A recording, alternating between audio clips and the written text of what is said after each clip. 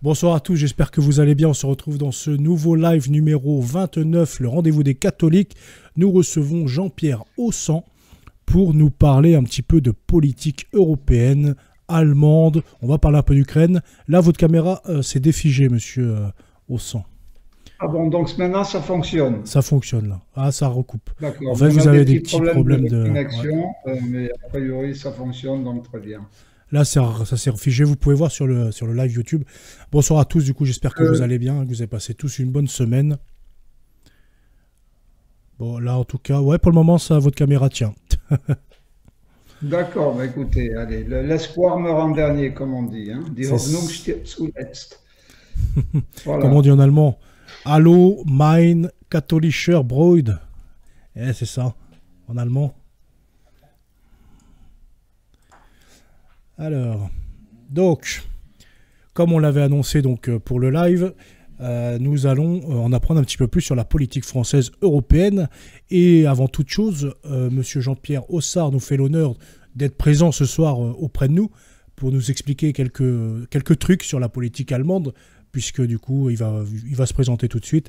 Est-ce que, mon cher Jean-Pierre, vous pouvez vous présenter un petit peu dans les grandes lignes, votre vie, votre parcours de Bien catholique? sûr, avec plaisir. D'abord, merci Napo de m'avoir invité, car on a toujours un petit peu peur, hein, étant donné que je suis partisan de la tolérance zéro Mhm. pour le combat contre la culture de mort. Donc ça crée une appréhension au niveau de... J'ai eu souvent m'inviter et les gens se sont désistés au dernier moment. Donc merci de m'avoir invité. Et je tiens à C'est préciser normal, tout de suite que mon propos n'engage que moi et voilà, seulement moi, c'est ça. ni vous bien sûr, ni d'autres personnes, Juste pour amis, rebondir famille, tout dessus, ça. excusez-moi, je vais vous couper juste 2 secondes.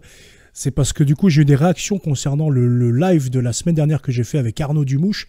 Donc, c'était pour rappeler que les personnes que j'invite, ce n'est pas parce que je suis 100% d'accord avec elles ou que je suis sur leur position, mais c'est que j'offre la parole à tous ceux qui veulent la parole et tous ceux qui acceptent, bien sûr.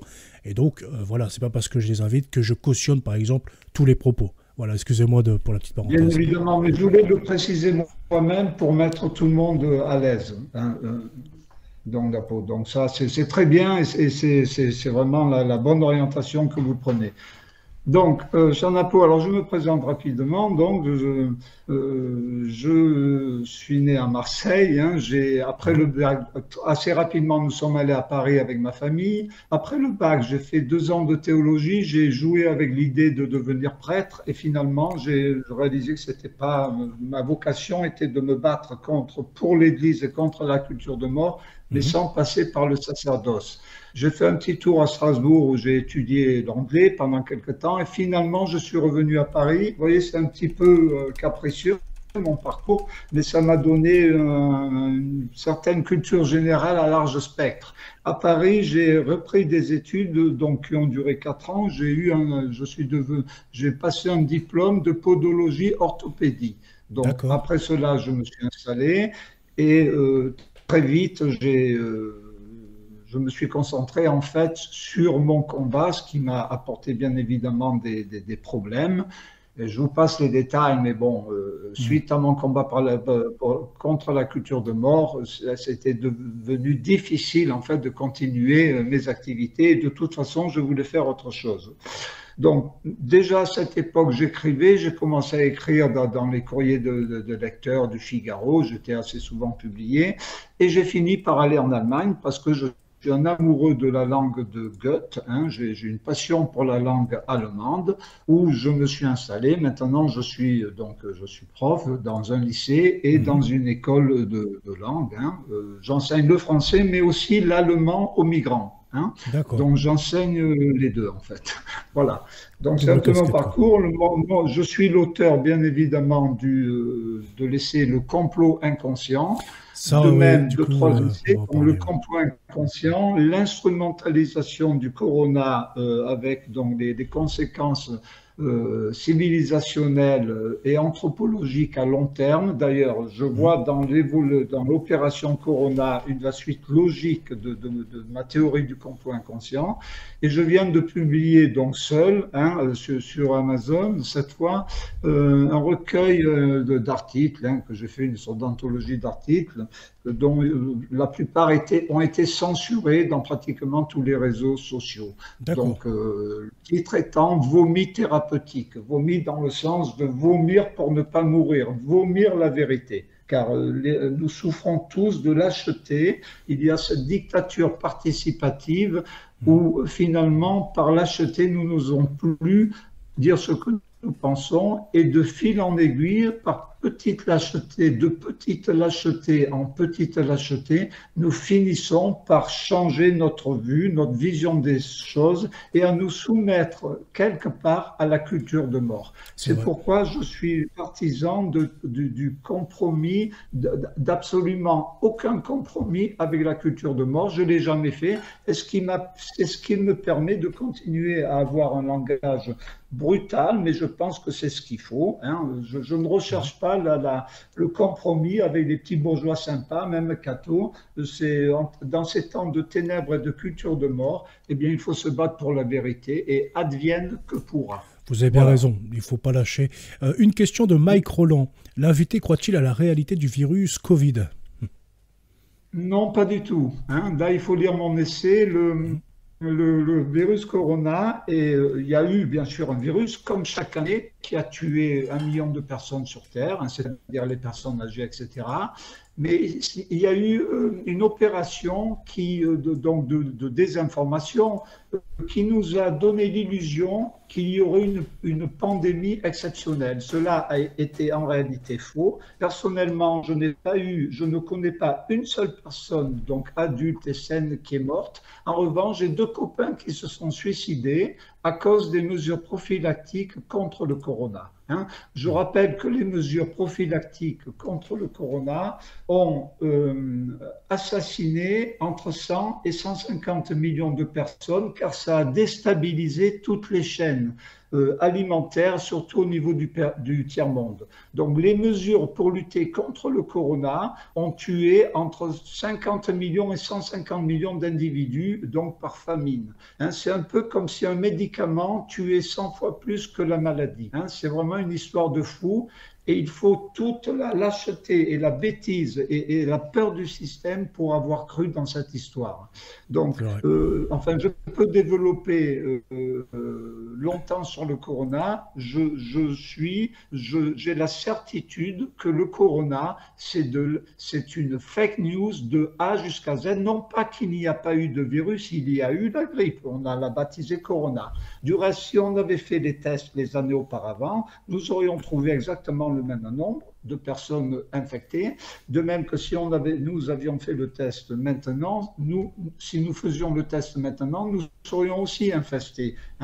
Donc ça, c'est fondamental. Je voudrais juste dire un mot sur le corona pour qu'on comprenne bien. Les gens qui sont morts avec le corona, c'est-à-dire avec la grippe, il y a eu une façon extrêmement malhonnête de présenter les choses, car j'ai une formation médicale, je sais ce qu'est une infection, un virus et une bactérie, je sais faire la différence et je connais les pathologies de fin de vie. Alors, écoutez bien, là, on comprend tout si on comprend ça. À la fin, les 24 dernières heures de la vie d'un patient à l'hôpital, le système immunitaire dégringole. Ça veut dire qu'on chope tout ce qui traîne, virus, mycoses, bactéries, etc. Quand on fait un test à ce moment-là, le test est toujours positif. Donc ça a été une arnaque, il suffisait de faire des tests aux gens donc, sur les lits d'hôpitaux en fin de vie pour trouver un signe positif dans un test, le test qu'on voulait en fait. Donc ça c'est fondamental. Dans le même ordre d'idée, si au lieu de chercher le virus de la grippe, on avait aurait trouvé, puisque les personnes âgées meurent en général avec des mycoses, donc des champignons, des mycoses buccales. On aurait trouvé des mycoses buccales, donc on aurait pu dire, ça aurait été aussi bête, mais c'est ce Bonsoir à qu'on a toi, fait Arthur. avec le corona, on aurait pu dire, ben voilà, il y a une épidémie de mycose et les gens meurent d'une mycose buccale. Donc voilà le niveau hein, d'absurdité. Hein.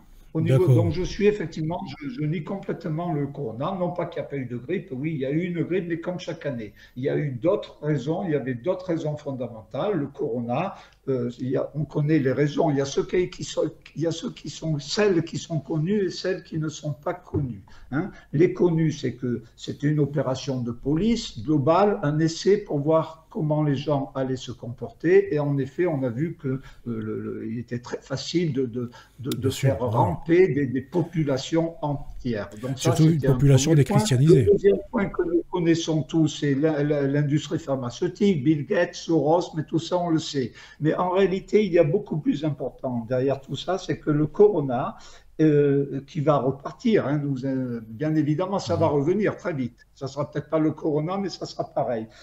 C'est de, en fait, développer l'homosexualité.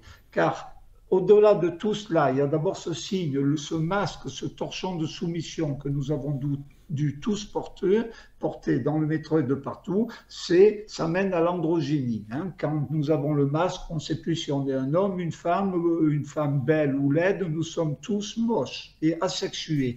Donc c'est un pas vers l'indifférenciation de sexe. Et aussi, ce qui est très important avec le corona, ça a commencé, hein, on commençait à en parler, c'est passé inaperçu. C'est que beaucoup de voix se sont élevées pour les voix du système, hein, bien sûr, pour Mhm. dire que on attrapait le corona en ayant des rapports hétérosexuels. Donc, ça va dans le sens de la dissociation de la reproduction de l'espèce avec l'acte homosexuel, ce qui aussi va dans le sens du développement de l'homosexualité. Car il y a une chose qui est très importante, j'en profite pour le dire tout de suite, Allez-y, hein, allez-y. c'est que la dictature féministo-maçonnique LGBT, donc métastase de la franc-maçonnerie de la Révolution française, Mhm.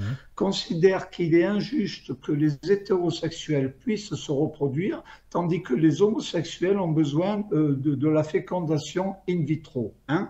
Et bientôt, ils auront le clonage, on va y revenir. Donc, d'où ce désir de dissocier la reproduction de l'espèce de l'acte hétérosexuel, puisque les gays ne peuvent pas se reproduire naturellement, et oui, et ça, il faut quand même Mhm. bien le reconnaître, C'est hein. biologique. L'homosexuel peut avoir des rapports pendant l'éternité, il ne fera jamais le moindre enfant. Donc, puisque les gays ne peuvent pas se reproduire naturellement, eh bien, il faut empêcher les hétérosexuels de le faire parce que c'est injuste, sinon, vous comprenez? C'est Mhm. ça ce qui se passe. Voilà. Donc, ça, c'est une des orientations du corona, c'est au-delà de ce que tout le monde sait, c'est en fait mener vers l'indifférenciation des sexes et vers l'homosexualité pour tous. Hein, qui est un élément D'accord. essentiel qui mène vers l'indifférenciation.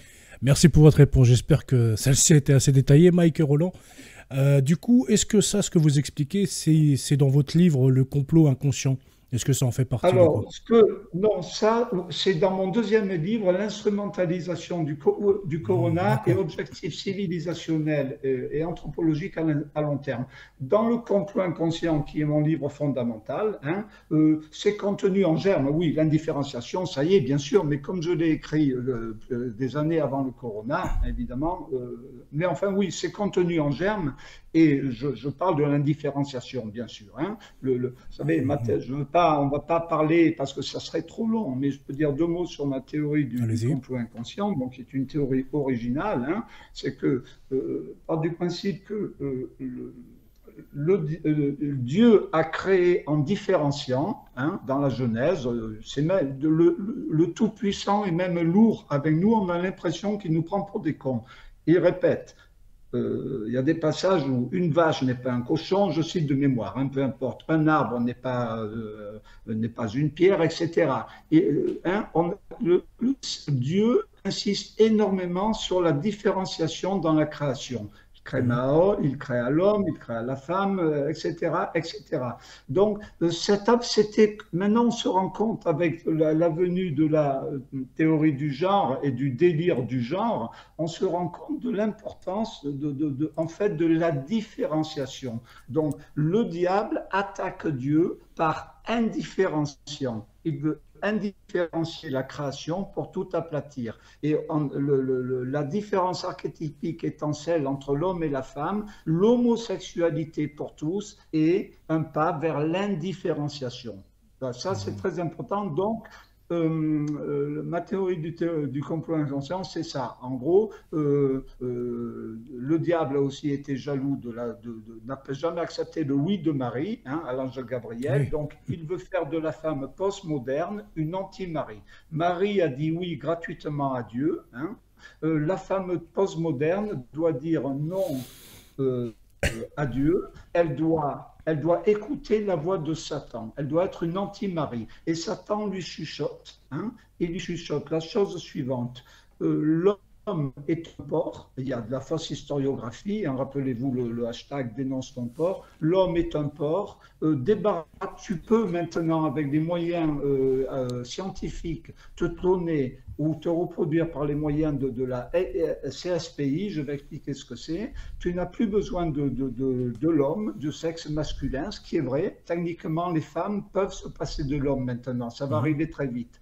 Donc débarrasse-toi de ce porc, hein, deviens lesbienne et clone-toi ou reproduis-toi par CSPI. Hein, c'est ça, donc l'indifférenciation absolue, c'est-à-dire on va vers une société où il y aura une femme, peut-être clonée par millions, elle pourra se regarder dans une glace, elle pourra se masturber dans une glace, ça sera l'amour de soi-même complet, c'est-à-dire l'égoïsme absolu dans l'indifférenciation totale, hein, et donc l'aplatissement de l'œuvre de Dieu si c'était possible. En tant que croyant, je sais que il y aura une intervention de Dieu, mais pour autant, si je n'étais pas croyant, je dirais, ça peut choquer, dans 150 ans, il n'y a plus un seul être humain de sexe masculin sur Terre.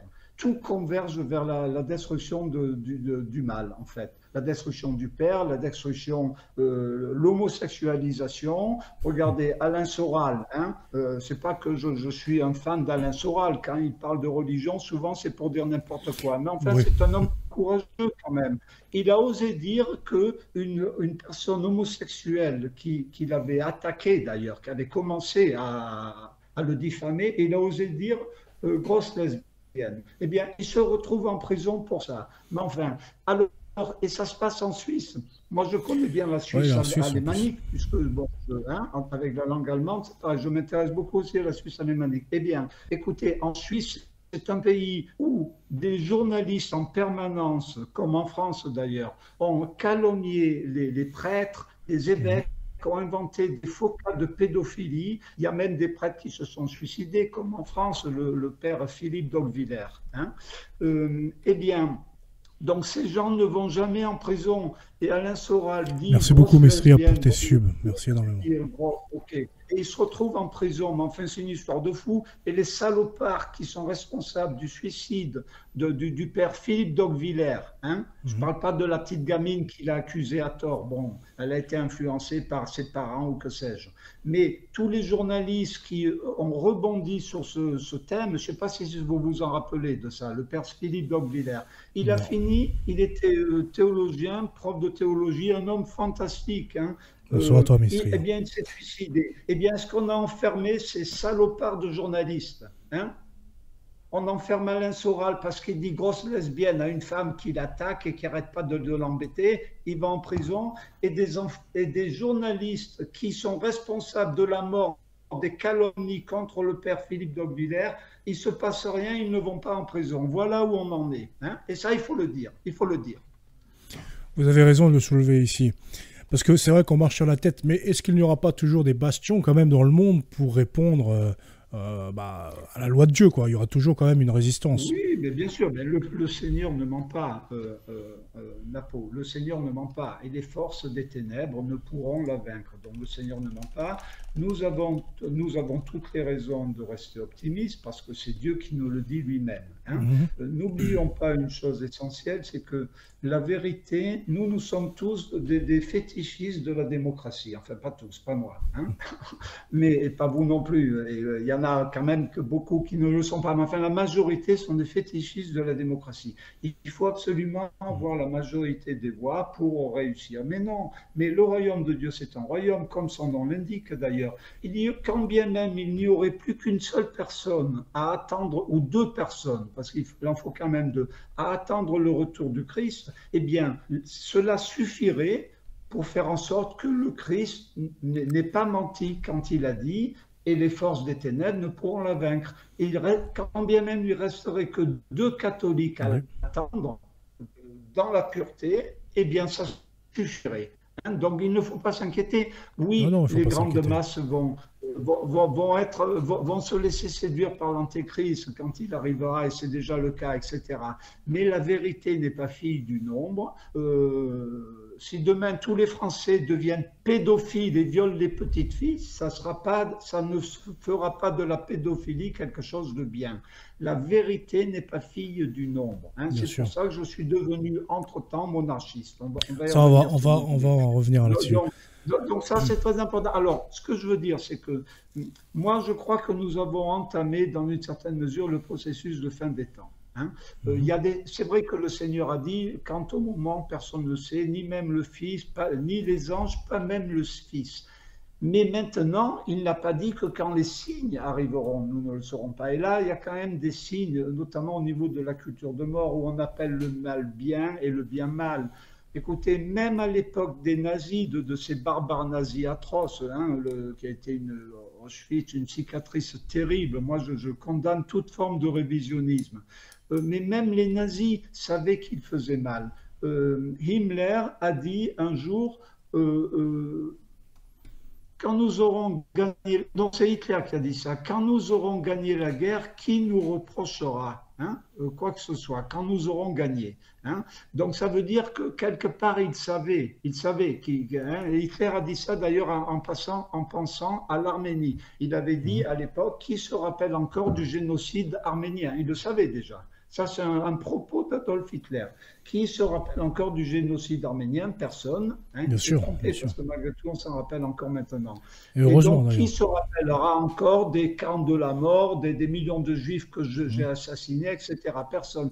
Donc, ils avaient malgré tout une sorte de conscience quand même. Il y avait malgré tout une petite voix qui leur disait, les gars, c'est pas bien ce que vous faites.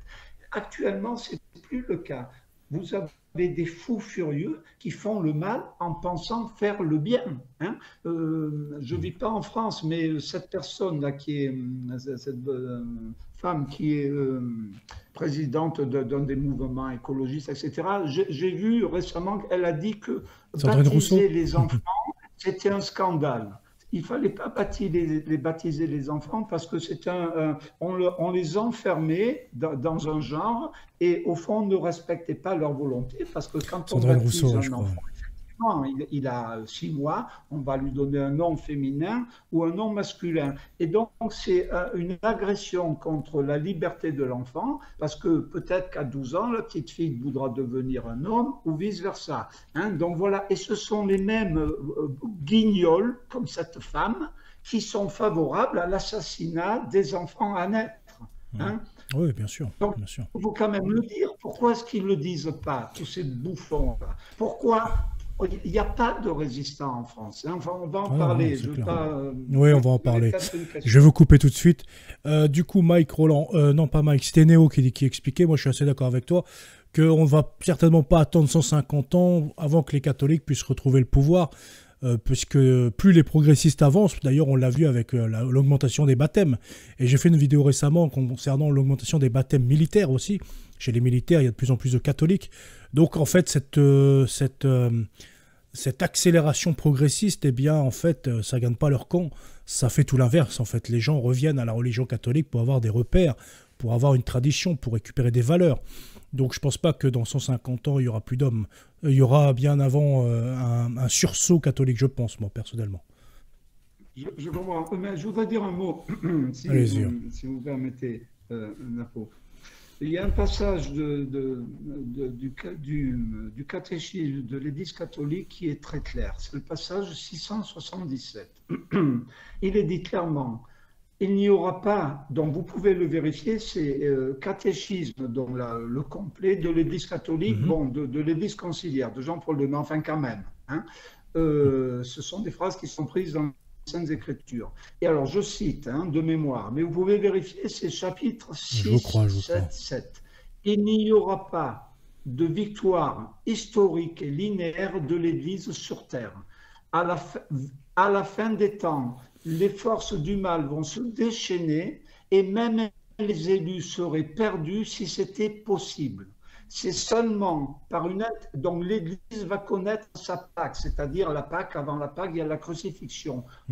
C'est seulement au dernier moment, quand on croira que tout sera perdu, qu'il y aura une intervention directe de Dieu. Hein. Et donc, mais cela va correspondre déjà à l'eschatologie. Hein. Il n'y aura pas une intervention directe de Dieu, et on va aller vers le jugement et on va quitter cette terre qui passe. C'est le propos même du catéchisme. Cette terre passe. Il n'y a pas de victoire de Dieu sur cette terre. C'est un deuxième choix. Nous sommes là dans le cadre du péché originel. C'est le lieu et le temps de la deuxième chance. Hein, en Christ, un nouvel Adam. Mais il n'y a pas de victoire linéaire de l'Église. C'est pour ça que le Christ a dit « Mon royaume n'est pas de ce monde ». Alors, pour autant, mourons la tête haute, hein, et il faut bien évidemment s'organiser et se battre jusqu'au bout pour renverser la tendance, évidemment. De toute façon, vous avez raison sur... Mais, bien évidemment, mais on peut pas changer les Écritures, c'est clair, il n'y aura pas de victoire linéaire de l'Église sur terre, au contraire, hein, vers la fin des temps, il va y avoir un déchaînement des forces du mal où même les élus seraient perdus si c'était possible. Hein. Je vais vous couper maintenant 2 secondes. Juste pour vous donner la parole, enfin pour rebondir sur ce que vous dites, c'est vrai, mais sauf que dans la fin des temps, il y a une énorme apostasie, sauf que là, il y a tout l'inverse. Il y a une recroissance. On pouvait dire exactement la même chose sous la Révolution, par exemple. On pouvait dire, regardez, le mal se déchaîne, ça y est, c'est fini, on a la fin des temps. Et vous voyez, juste après ça, il y a le renouveau avec les missionnaires hein, qui arrivent en nombre. Et donc, je pense que c'est un cycle et on y reviendra aussi. J'admire votre optimisme, mais bon, malheureusement, je comprends tout à fait, je le souhaite, mais je ne le partage pas. En outre, vous savez, nous les chrétiens, il faut bien comprendre ça, notre force et notre faiblesse. C'est vrai que nous savons qu'à la fin des temps, il va y avoir une victoire apparente, hein, parce qu'au dernier moment, c'est quand même évidemment Dieu qui gagne. Une victoire apparente des forces antichristiques, déchaînement du mal, c'est le catéchisme, hein, où même les élus seraient perdus. Mais nous savons, paradoxalement, nous savons que nous allons donner l'apparence de la défaite sur terre. Hein, un peu comme le Seigneur sur la croix. Hein, il a été crucifié, mais il gagne. Hein. Nous savons que même en perdant, nous allons gagner. C'est ça notre force. Le chrétien est le seul sur terre qui sait que même quand la plupart seront pollués par Satan, ou bien exterminés, ou bien ce que vous voulez, nous savons que nous allons quand même gagner. Donc ce pessimisme, défaitisme bien compris dans le cadre d'une vraie lecture chrétienne est en réalité un message d'espoir mais inébranlable. C'est du béton. Car moi, en tant que disciple du Christ, vous, en tant que disciple du Christ, vous savez, Napo, que quoi qu'il arrive, l'antéchrist, le déchaînement des forces du mal, tout ce que vous voulez, vous savez que le Christ ne ment pas et que pour ceux qui le veulent, quand bien même une minorité infime, il y aura le retour de Dieu au dernier moment et le jugement. Le jugement qui sera déjà dans un monde eschatologique, ça sera déjà plus la terre qui passe, cette terre passe. Attention, il faut avoir toute la bêtise des témoins de Jéhovah pour croire que le paradis va être sur terre. Hein. La terre, elle va passer déjà dans 4 milliards d'années, le soleil va exploser, basta. Hein. On sera Le royaume de Dieu, c'est bien sûr, il est dans une autre dimension, évidemment. Quand le Bien Christ sûr, dit oui. au bon larron, ce soir, tu seras avec moi, il ne parle pas d'une galaxie à des milliards d'années-lumière, bien sûr que non. Il parle d'une autre dimension, hein. Ça, c'est certain. Ça, c'est le monde, notre monde décrit, comme j'ai dit dans une vidéo récemment, le Mhm. monde décrit par les astrophysiciens, c'est le monde de la chute, hein. La faute d'Adam a fait que l'être humain, les enfants d'Adam se sont incarnés dans la matière. Mais ce n'est pas le Bien premier sûr. choix de Dieu, ce monde-là, qui est d'ailleurs, c'est un choix de rattrapage, hein, où en Mhm. Christ, nous sommes sauvés en espérance, à condition de le vouloir et de faire ce qu'il faut. Mais enfin, c'est pas vraiment le paradis sur terre. Enfin, c'est insulter Dieu que C'est ça. de dire que ce serait son premier monde. C'est un monde de secours qu'il nous a donné suite au péché d'Adam. Écoutez, observez ce qui se passe dans la nature. 1 cm² de terre, vous allez voir des bestioles qui s'entretuent, qui se mangent C'est vrai. vivantes. Pour survivre dans le règne animal, ils se dévorent vivants les uns les autres. C'est quand même pas en matière de paradis sur terre, on fait mieux. C'est pas le Bah, monde tout le monde s'est rebellé, en c'est pas fait, hein. La chaîne s'est le rebellée. deuxième. Ah, allô? Pardon? Non, je disais, la chaîne s'est Oui, rebellée. Nous, on s'est rebellé contre Dieu, donc la nature s'est rebellée contre l'homme, tout simplement. oui, oui, oui, mais bien sûr. Mais bon, c'est pas le premier choix de Dieu, hein. Oui, bien sûr. Hmm. C'est pas l'Éden. C'était Sinon, pas nous serions pourquoi il les encore avait en créés. Ouais. Éden, hein. C'est Hmm. pas l'Éden. Donc, J'ai c'est la juste une deuxième question, chose, hein. excusez-moi, monsieur Jean-Pierre, je vais Oui. vous couper juste 2 secondes. Mike Roland qui demande, est-ce que vous avez... que pense Jean-Pierre des ouvrages de Jean Vaquier, notamment La bataille préliminaire? Je ne sais pas si vous l'avez lu, Jean Vaquier. Non, je l'ai pas lu. Je l'ai pas Vous l'avez lu. pas lu. Non, non. Mais bon, bah, excusez-moi de vous avoir coupé On du peut coup. pas tout lire, hein. Je suis Bien en sûr. Allemagne aussi, je lis beaucoup Oui, d'Allemagne. c'est vrai. Non, je l'ai pas lu. Après, en France, ouais. Et vous, juste, je me rappelle plus, vous êtes en Allemagne depuis combien de temps déjà? Depuis 15 ans. 15 ans, ah oui, d'accord. Ouais, donc entre-temps, c'est vrai que... Mais bon, je m'inquiète, la- enfin, je continue, je veux dire, c'est comme si j'étais pratiquement, bon, sauf pour les petits noms, mais je continue à Mhm. m'intéresser dans le camp du combat, c'est comme si j'étais Bien en sûr. France ou ailleurs, vous savez. Maintenant, la culture de mort, c'est complètement international. Encore à Oui, propos c'est du vrai. corona, j'ai toujours été stupéfait de voir ce discours dans les réseaux sociaux ou ailleurs dans les médias disant qu'en France, Macron, le masque, le vaccin, mais enfin, il faut se réveiller, quoi. Mais c'est de partout pareil, c'était international. Le corona, l'arnaque corona est un phénomène international, hein. Mhm. De même que la culture de mort. Les gens comme Alice Coffin qui a exprimé le souhait Mhm. que les hommes soient tous exterminés, elle l'a dit au second degré, soi-disant, mais enfin, elle l'a dit quand même. Et d'ailleurs, elle ne s'est pas retrouvée en prison, hein. C'est quand Oui, même donc ça, ouais. incroyable. Il y a les mêmes en Allemagne, il y a exactement les mêmes, c'est tout pareil. Il faut arrêter avec la Macronie, pas la Macronie, mais non les gars, c'est pareil, je vis en Allemagne, je vais souvent, je voyage aussi, hein. C'est pareil partout, la culture de mort est présente partout avec les mêmes symboles, les mêmes pressions de groupe, etc., etc. C'est complètement international. Penser nationale aujourd'hui, c'est faire le jeu du diable, quelque part, hein. Alors après, bien sûr, il y a des pays qui ont des vocations, comme la France, qui est née de l'Église, évidemment, hein. Bien sûr. Mais ça, il faut faire très attention. Maintenant, tout est international. Il y a Macron, c'est rien, il est ni pire, il est atroce comme les autres, mais il est ni pire ni mieux que les autres.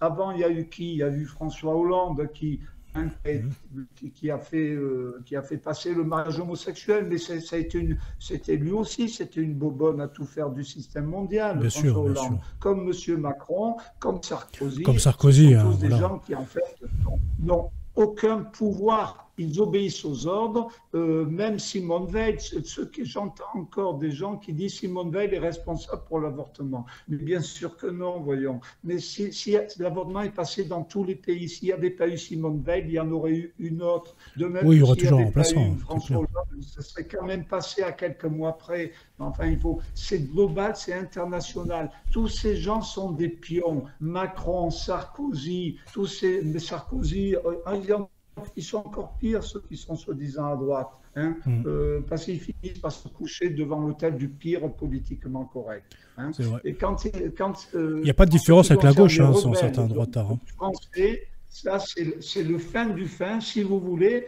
je vais vous donner mon avis. À quel sujet?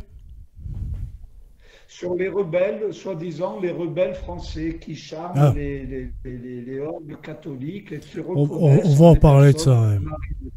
Mais de Zemmour, etc. Mais de toute façon, il n'y a aucune différence entre. Ouais, je disais, il n'y a aucune différence de toute façon entre un Zemmour ou un Mélenchon. Finalement, il n'y a pas de différence parce qu'ils sont tous pour la culture de la mort. Pour Zemmour, juste parce que Zemmour, c'est un cas archétypique. On comprend très bien avec Zemmour. Hein. Et d'abord, il faut faire un petit retour en arrière. Hein. Le coup d'État, la Révolution française, qui en réalité n'était pas une révolution, mais un coup d'État maçonnique, jacobin, elle-même issue d'ailleurs du protestantisme. La révolution n'est pas le vrai départ. Hein. C'est le protestantisme qui a foutu la pagaille, hein, entre guillemets. D'où la franc-maçonnerie est sortie aussi. La franc-maçonnerie spéculative. Donc la Révolution française, qui n'était pas en réalité une révolution, mais je dis là, il faut quand même se donner des repères. Donc on fait partir à partir de la Révolution française. C'est un coup d'État jacobin imposé, comme vous le savez, enfin ceux qui nous écoutent, dans la terreur par une minorité de jacobins. Okay, le but, reconnu entre-temps par des gens comme Vincent Peillon, qui a dit récemment tant qu'il y aura des catholiques en France, la France ne pourra pas être un pays libre. Donc ça veut dire qu'il faut les dégager. Hein. Il faut remonter à l'Allemagne nazie pour entendre Goebbels dire des choses pareilles sur les Juifs. Hein. Mais ça, Vincent Peillon, lui, l'a dit. Tant qu'il restera des catholiques, imaginez un peu s'il avait dit des Juifs ou des musulmans, ou des lesbiennes ou tout ce que vous voulez. Là, on l'aurait mis en prison. Les catholiques, on a le droit. Tant qu'il restera des catholiques en France, la France ne sera pas un pays libre. Hein. Donc, le but, c'est la destruction de la Sainte Église catholique. Si c'était possible, ça ne l'est pas, évidemment, mais c'est ce qu'ils veulent. Le but de la Révolution, c'est l'anéantissement de l'Église catholique et des nations chrétiennes par phénomène de ricochet. C'est ça le vrai but. Or, pour sauver la France, il y a quand même une condition sine qua non, c'est d'être catholique soi-même. Enfin, comment est-ce qu'une personne comme Zemmour, et dans une moindre mesure comme les deux bonnes femmes, Le Pen, hein, je ne parle pas du père, lui il était quand même plus conséquent et plus honnête. Comment est-ce qu'une personne comme Zemmour, pour qui est donc qui est juif, qui donc ce n'est pas un mal en soi, mais enfin il pense que le Christ n'est pas le Messie d'Israël, pas le Fils de Dieu et pas le nouvel Adam. Donc c'est un fou, un type qui se prend pour le Fils de Dieu, le Messie d'Israël et qui ne l'est pas, c'est un dingo. D'ailleurs il l'a témoigné publiquement aussi. Hein. Jésus-Christ, sur qui repose la France, fille aînée de l'Église, la reconnaissance du Christ, Messie d'Israël et seul sauveur universel, et Fils de Dieu, et Dieu dans le mystère de la très sainte Trinité, qui pense que le Christ est un charlatan, comment peut-il sérieusement faire quelque chose pour la France, qui souffre d'un génocide culturel? En outre, Zemmour, une semaine avant le premier tour des présidentielles, a dit je ne touche pas à la loi Veil et je ne touche pas à la loi Taubira. En clair, pas de problème, l'avortement et le mariage contre Dieu et nature, l'assassinat des enfants à naître, le mariage contre Dieu et nature vont pouvoir perdurer. Donc il a trahi des millions, il faut bien le dire, d'abrutis de catholiques, parce qu'il ne m'a jamais berné personnellement. Il a trahi au dernier moment des millions de catholiques. Voilà un homme qui pense que le Christ est un charlatan ou un dingo et qui se met au dernier moment donc il retourne sa veste à être pour l'avortement et le mariage homosexuel. Comment voulez-vous des gens pareils, soi-disant, sauvent la France? Mais enfin, il faut quand même arrêter. Il faut arrêter. C'est du délire. Et quant au Le Pen, c'est pareil. Hein. Enfin, nous vivons en pleine culture de mort. La moindre des choses, c'est de se battre contre les deux pierres angulaires de la culture de mort, c'est-à-dire l'assassinat légal des enfants à naître et le mariage contre Dieu et nature. Hein, et ses corollaires, la théorie du genre, etc. Donc, tous ceux qui ne font pas ça ne peuvent pas être crédibles. C'est impossible. Alors, il y a un nouveau phénomène en dire un mot, hein, parce Allez-y. qu'il faut comprendre les choses de l'intérieur. Hein. C'est que nous assistons maintenant en Europe à une recrudescence de bouffons de la nouvelle droite. C'est-à-dire, il y a des gens comme Philippot en Mhm. France, comme Geert Wilders aux Pays-Bas, le copain de Ouais. Marine Le Pen. Ce sont des Mélanie gens aussi en Italie. qui en ont rien à foutre, De excusez-moi hein, Constantine. pour le mot, mais de l'Occident chrétien. Ils veulent juste se débarrasser des migrants musulmans. Hein, parce que paradoxalement, ils ont compris que, je dis bien éthiquement, non pas sur le plan théologique, évidemment. Je reconnais que la Sainte Église catholique comme vraie religion qui est le vrai judaïsme. Mais ils ont compris que dans une certaine mesure, sur le plan éthique, les catholiques étaient moins éloignés des musulmans que des gens comme Macron qui vient faire la pub pour le mariage homosexuel dans une école Mhm. 2 semaines avant le premier tour des élections. Lors des premières élections, nous avons tous vu cette vidéo hein, où il y avait des petites filles choquées. Macron disait mais non, maintenant tu peux avoir des parents du même sexe. On a tout, voilà. Donc le catholique, parce que les musulmans, même s'ils sont dans une fausse religion, ce qui est vrai, le Coran est un mélange d'Ancien et de Nouveau Oui, Testament, l'hypocrite. plus ou moins changé, etc. Mais néanmoins, les musulmans savent qu'il y a plus grand qu'eux, qu'il y a un Dieu, hein, et donc ils ont peur de Dieu. Ils ont quand même compris que c'est peut-être pas bien de tuer un enfant net, que la théorie du genre c'est pas bien, hein, voilà. Donc on en arrive à ce paradoxe, c'est que les catholiques sont plus proches moralement, les vrais catholiques, des musulmans, que des gens français de souche qui nous gouvernent. Et ça, donc tous ces gens de la nouvelle droite, Philippot, Geert Wilders aux Pays-Bas, en réalité le savent. Et en attaquant l'islam, enfin en attaquant les migrants musulmans, ils attaquent en fait les catholiques eux-mêmes, car ce sont tous des gens qui sont favorables à la culture de mort. Je vais vous apprendre une chose, et ça, on peut le contrôler. Geert Wilders, c'est-à-dire l'équivalent de Madame Le Pen, Mhm. hein, aux Pays-Bas, ou de Zemmour, enfin toute la clique, est Tous les mêmes. financé par les lobbies féministes et LGBT de la communauté européenne. Ça Ça m'étonne pas, veut quand hein. même tout dire, hein, parce que les lobbies, eux, ne se trompent pas. Hein. Bien sûr. Voilà. Donc, tous ces gens, ce sont des rebelles de Panurge. L'expression n'est pas de moi, elle est de Philippe Muret. Ce sont des rebelles de Panurge qui, en réalité, canalisent par des fausses solutions, ont la mission de canaliser le mécontentement des gens, des populations. Oui, c'est vrai. Chacun se croit représenté par Zemmour, par Philippot, par Marine Le Pen, par Marion, etc., qui elle aussi, elle a soutenu Zemmour, etc. Donc, ils canalisent le mécontentement un peu comme une soupape de sécurité. Leur fonction à tous ces faux rebelles de collabos en réalité, c'est d'apaiser un peu, de faire tomber la pression, comme dans le temps avec les cocottes minutes de nos grands-mères, il fallait faire sortir la vapeur pour pas que ça nous pète à la gueule. C'est pareil. Donc la dictature a un besoin vital de tous ces gens, de tous ces faux rebelles, car non seulement elle n'a rien à craindre d'eux, de personnes qui n'ont même pas Mhm. je dis pas le mot, pour dénoncer l'avortement et le mariage contre Dieu et nature, mais même elle en a un besoin vital. Parce que ces gens ont pour fonction de faire tomber la pression. Et ça Mais se passe très bien. de toute Ça se passe façon, bien. on le voit très bien Pour les vaccins. qu'ils adoptent les idées de toute façon LGBT, etc. Rien que dans leur parti, maintenant, il n'y a que des homosexuels, on va pas se le cacher.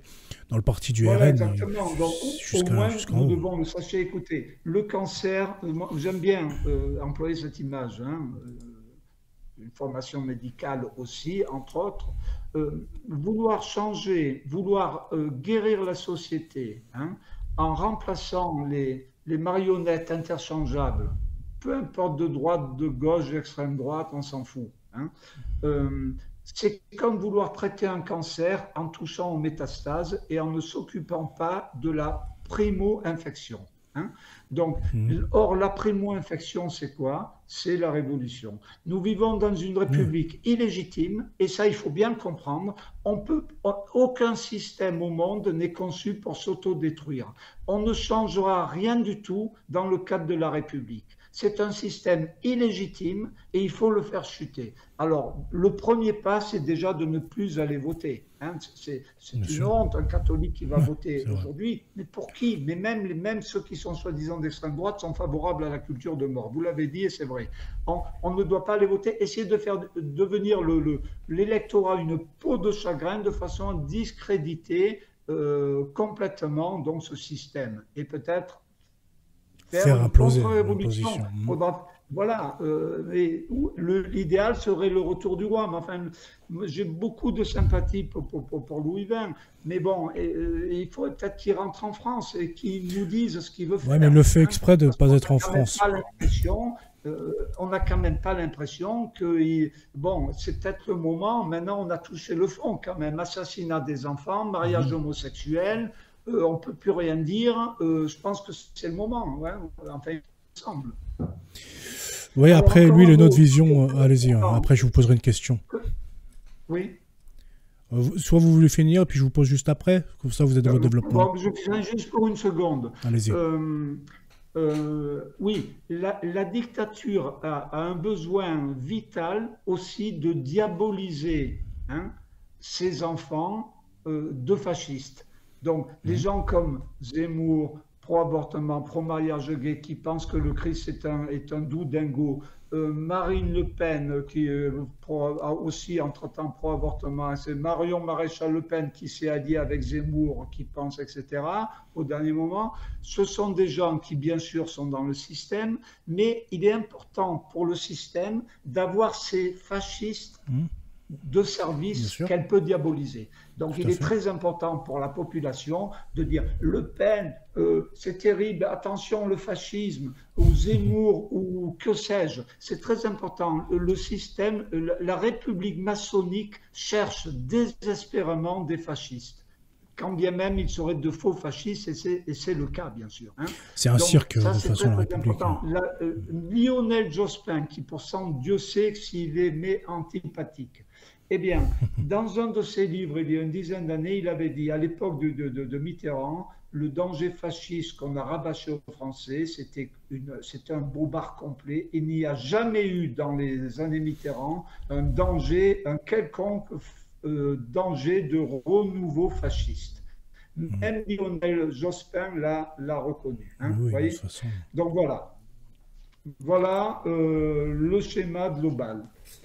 Donc il faut déjà refuser les compromis, rester clair, appeler un chat, l'avortement est un assassinat. Le mariage homosexuel est contre Dieu et nature. Je dis bien le mariage homosexuel. Comme je l'ai dit dans d'autres passages, une personne homosexuelle qui souffre, qui ne fait pas de prosélytisme, elle pêche, mais enfin, comme nous tous, nous sommes tous pécheurs. À tout pécheur miséricorde, à condition qu'il essaye de sortir de son péché, mais pas de miséricorde pour la légalisation du péché. Et là est toute la différence. C'est la différence entre le pauvre pécheur et Satan. Dans le problème de l'homosexualité, les vrais salauds, ce ne sont pas les gays, ce n'est pas de leur faute. Les vrais salauds, ce sont les hétéros qui sont favorables au mariage homosexuel. C'est eux qui iront en enfer avant les homosexuels, à mon avis. Oui, bah c'est ce qu'ils pensent. Du coup, je vais vous poser une question de J'ai la foi qui demande « Bonsoir, quel est le point de vue de Jean-Pierre Haussant sur l'UE et sa construction? Que pensez-vous de l'Union européenne et de sa construction? Vous avez un avis sur ce sujet ?» Oui, écoutez. Ça revient au même, de toute façon, à l'évolution. Bien sûr. Il faut revenir à, si vous voulez, il y a deux aspects. Donc il faut revenir un petit peu à la franc-maçonnerie. Le hasard a voulu d'ailleurs que dans ma scolarité, mon prof de français pendant des années était le grand maître de la loge de France. Mes parents ne le savaient pas, donc je connais un peu par le dedans, ça n'a jamais été... Mais enfin, c'est comme ça, on l'a su après. Donc, la franc-maçonnerie, ce qui est diabolique, je suis obligé de dire ça d'abord, ce qui est diabolique dans la franc-maçonnerie, en outre, c'était un homme bon, très cultivé, qui était bien, mais bon, il s'est trompé, il était franc-maçon. Ce qu'il y a de diabolique dans la franc-maçonnerie, alors écoutez bien, C'est pas les bêtises qu'on raconte, les messes noires, tout ça, c'est n'importe quoi. Il y en a peut-être, mais il y en a de partout. Les étudiants américains en font, tout le monde. Hein. Non, c'est que la franc-maçonnerie, une lecture superficielle de la franc-maçonnerie pourrait presque faire croire qu'elle est chrétienne. Hein. Et d'ailleurs, la franc-maçonnerie pique tous les termes chrétiens. Ils s'appellent frères, l'universalisme, c'est pas franc-maçon, c'est chrétien avant tout. Hein. Ils nous volent nos termes et ils les polluent au passage. C'est ça qui fait que la franc-maçonnerie est diabolique. La franc-maçonnerie, c'est l'évangile avec le Christ comme simple philosophe. Hein. L'évangile, c'est-à-dire ils sont d'accord, aime ton prochain comme toi-même, donne une chemise si tu en as deux, donne-en une. L'universalisme, c'est l'évangile, mais avec le Christ, en coupant tout lien divin entre le Christ et Dieu. C'est ça la franc-maçonnerie. Hein. Et ça, c'est diabolique, parce que c'est presque Dieu, c'est presque le christianisme, mais celui qui est presque le christianisme, c'est l'antichristianisme. De même que l'antéchrist sera presque le Christ, mais il sera justement l'antéchrist. C'est-à-dire, tout est bien, un beau fruit, mais avec un verre à l'intérieur. Et le verre à l'intérieur, c'est quoi? C'est refuser le lien de filiation entre Dieu le Père et le Fils. Faire du Christ un simple philosophe. C'est ce que fait la franc-maçonnerie. Ça, c'est important à comprendre. Donc, de temps en temps, on trouve je reviens, donc je voulais dire ça avant d'en revenir à votre question. Donc, l'Europe, l'Union européenne, hein, ça pourrait presque être chrétien, hein, parce que l'union des peuples, le partage, la paix, c'est pas anti-chrétien, bien sûr que non. Bien sûr, hein. Le problème, c'est que cette union est faite dans un cadre où ce sont les pourris qui gouvernent. Par exemple, François Ier s'était entendu avec Charles Quint au lieu de guerroyer, ils auraient peut-être fait un monde catholique. Hein. Ils auraient peut-être fait un monde catholique. Voilà. Alors, il y aurait eu une universalité catholique. Ça aurait été bien. Je pense que ça aurait changé beaucoup de choses. Gouverne l'ensemble de la planète tous unis, ça ne serait pas du tout satanique. Le problème, ce n'est pas l'union. Le problème, c'est le contenu de l'union. Et le problème de l'Union européenne, c'est qu'elle est pourrie par l'intérieur à cause des apparatchiks issus de la franc-maçonnerie qui nous gouvernent avec leurs métastases. Hein. Il y a eu 230 ans de lavage de cerveau depuis la fausse Révolution française. Donc, il y a eu la franc-maçonnerie historique, dont les métastases actuelles sont les lobbies féministo-LGBT. C'est ça qui est responsable de notre génocide culturel, et non pas les migrants et les musulmans qui arrivent dans des pays déjà déchristianisés. Hein, ça, c'est ce qu'essaye de vous faire croire Zemmour. Mais c'est pas vrai, les amis. On vous dit ça pour vous embrouiller et pour vous empêcher de comprendre que c'est le système lui-même républicain français, franc-maçon et ses lobbies féministo-LGBT qui sont responsables de votre génocide culturel. L'avortement, le mariage gay, si vos fils avortent et sont homosexuels, c'est pas à cause des migrants musulmans qui arrivent. C'est pas vrai. Hein. Oui. Donc ça, il faut bien le comprendre. Vous avez entièrement raison. Mais parce que du coup, en fait, tout est... Ah, allô? Je crois que vous n'avez plus de son. Ah si, c'est bon, c'est revenu. Je dis, tout est fait... J'ai une question, Napo. Est-ce que mon image bouge ou est-ce qu'elle est figée? Ça bouge de temps en temps, d'autres fois ça se fige, c'est pas... Ouais. Dans la prochaine fois, on fera mieux. Enfin, oui, il n'y a pas de problème. On m'entend bien quand même? On entend parfaitement le son. Par contre, c'est juste l'image qui saccade, quoi. Mais bon, c'est pas très grave. Je pense que les gens en replay, ils les écoutent que le son, surtout. Évidemment. C'est ça. Donc, du coup, dans cette situation, pour vous... Personne ne verra que j'ai pris un coup de vieux, tant mieux. On essaiera de remodeler votre... Du coup, dans cette situation, en France, d'après vous, si, par exemple, la catholique, eh bien, ils pensent que la République et puis la démocratie, c'est quelque chose d'assez cool et qu'ils souhaitent voter pour qui, pensez-vous? Quel parti, aujourd'hui, en France, peut représenter un minimum ces valeurs, ou en tout cas ne pas être contre le Dieu, quoi. En France, alors, la réponse est simple, aucun, hein, tout simplement. Ils sont tous atteints par la culture de mort. Il y avait avant le Civitas. Hein, Civitas. J'ai même été membre, pendant une courte période, hein, de Civitas. Il voulait même me nommer responsable pour l'Allemagne, mais donc Alain Scada, c'est une personne que j'aime beaucoup, c'est un homme très bien, hein, mais le problème c'est qu'à Civitas, il y a trop d'intervenants qui sont sadovacantistes et pleins de haine. Ça, vous savez, moi-même, je souffre je suis pas non plus, je suis contre Vatican II, etc. Et évidemment, il y a énormément de choses qui vont pas, et le pape François, bon problème, etc.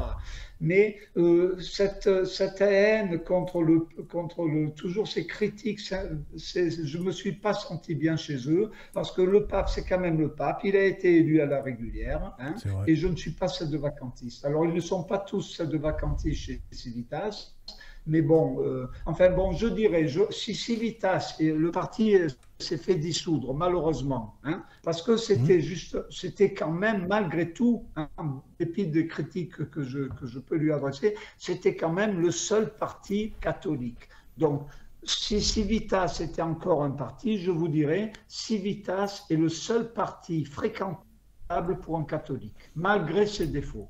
Hein, c'est ça ma réponse. Maintenant, il y a Civitas International, mais ce n'est plus un parti politique. Hein. Et aussi, à Civitas, quand j'ai été un petit peu membre de Civitas, j'ai essayé de leur faire comprendre qu'il ne fallait pas se recroqueviller sur un noyau sadovacantiste, parce qu'il ne toucherait pas les millions de catholiques. Et bon, mon message n'est pas passé. J'avais essayé un petit peu, il y avait un blog où on pouvait parler, et bon, finalement, j'ai très vite compris qu'ils n'étaient pas intéressés, c'était autre chose, c'était, voilà, le Vatican, Satan, les migrants, Vatican, et voilà, on s'arrête à non. C'est quand même, ou alors, bon, il y en a un ou deux qui, oui, bon, il y a deux, trois personnes. Alors, Alain Scadas, il y a aussi des prêtres qui sont bien, qui interviennent. Mais au niveau il y a ce côté un peu sadovacantiste, je ne me suis pas senti bien à Civitas. Et donc cette vision politique un peu sadovacantiste. Néanmoins, si Civitas était encore un parti, je répondrais clairement, Civitas reste le seul parti fréquentable pour ceux qui n'ont toujours pas compris qu'on ne peut rien attendre de la République. Voilà. Très bien. Eh bien, donc, du coup, pour ceux qui veulent voter, eh bien, ne votez pas, puisque de toute façon, il n'y a pas de parti. Que ce soit Asselineau, que ce soit UPR. Pour des gens sataniques qui sont favorables à l'assassinat des enfants, au mariage contre Dieu et nature, à la théorie du genre, des gens qui aident des pays qui ne méritent pas de l'être, pas vraiment en tout cas, et qui laissent tomber des pays martyrs comme l'Arménie. Voilà. Est-ce que vous voulez dire un petit mot sur l'Arménie d'ailleurs? Effectivement. Je sais que vous vouliez. Voter, c'est un péché. La seule excuse qu'on peut avoir pour voter, c'est d'être complètement ignorant. Voilà. Bon, ben, si vous êtes ignorant, là, évidemment, la mémé qui va voter, qui ne sait pas, bon, hein, c'est évident que le Seigneur ne lui fera aucun reproche. Hein. Bon, mais d'accord. Mais une personne qui a un minimum de clairvoyance, de culture générale et de passion de la vérité, qui a compris que la révolution était en réalité un coup d'État jacobin, ne peut pas voter, bien sûr que non. Très bien. Vous avez parlé de l'Arménie. Est-ce que vous... Il faut dire les choses telles qu'elles sont. Hein. Vous avez raison. Non, mais de toute façon, moi je vous l'ai dit, hein, ici il n'y a pas de censure. Tant que bien sûr ça reste sous le coup de la... Voilà, qu'il n'y a pas de trucs dangereux, machin, pour éviter le strike. Mais moi je laisse la libre parole. Et puis de toute façon, je suis un peu sur cette même ligne. Donc c'est pas moi qui veux dire que vous avez tort. Hein. Par contre, vous avez un peu parlé d'Arménie. Est-ce que vous voulez qu'on en touche quelques mots? Est-ce que vous aviez quelque chose à dire sur la pauvre Arménie? Allez-y. Il faut revenir donc avec d'abord cette haine contre l'Ukraine. Hein. Vous savez, je vous raconte une anecdote. J'allais jusqu'à présent, pratiquement, j'assistais à la messe conciliaire. Non pas que je l'aimais, mais bon.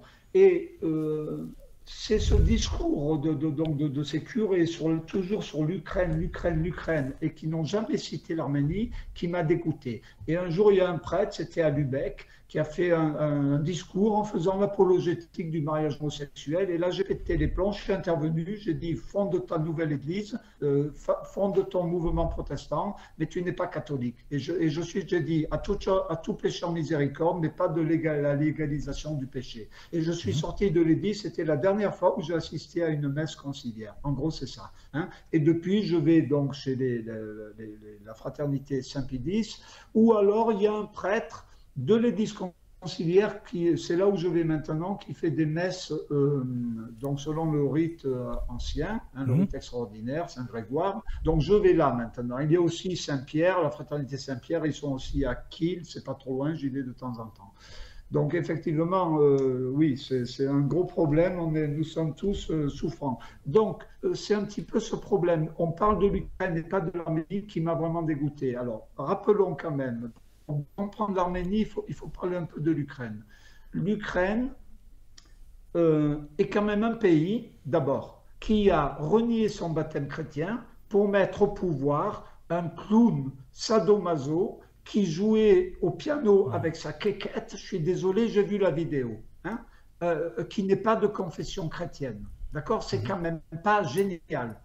Hein. Là-dessus, rappelons-nous quand même que l'OTAN a amené ses missiles donc à la frontière de l'Ukraine. Rappelons-nous cet épisode où Khrouchtchev voulait installer les fameux missiles de Cuba en 1962. Eh bien, Kennedy avait dit, mon vieux, si tu ne retournes pas tes missiles, on va vers la guerre nucléaire. Donc Khrouchtchev avait pris Kennedy au sérieux et il a ramené ses missiles. Eh bien maintenant, c'est exactement ce que nous faisons avec la Russie. Hein. Alors, parce que Poutine n'est pas un saint, il a le sang des Tchétchènes aussi, ce qu'il a c'est presque un génocide. Mais enfin, il est un petit peu moins, je dirais, pollué par la culture de mort que les autres. Donc ça énerve. On n'aime pas la Russie à cause de ça. Hein.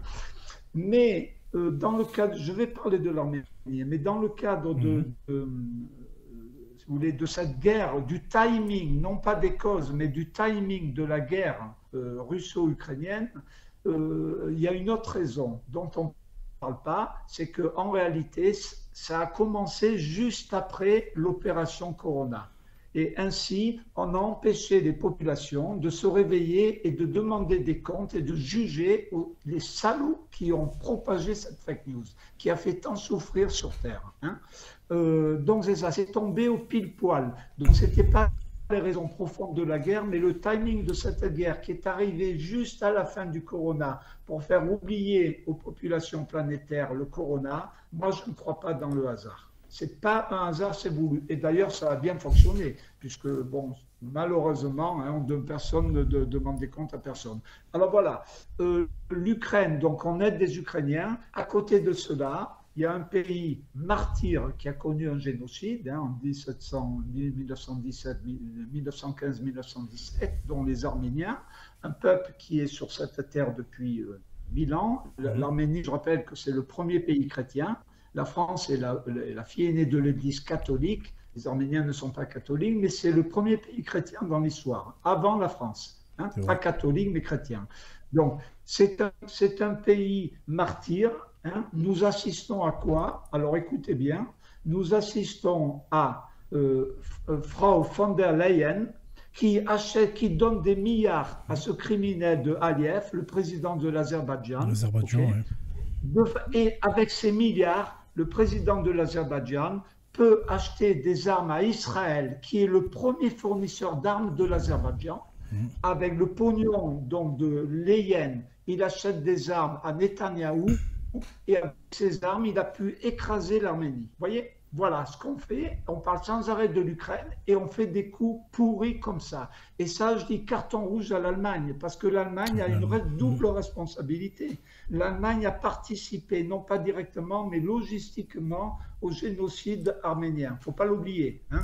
Les Allemands ont aidé les Turcs, l'Empire ottoman. C'est ce que j'allais dire.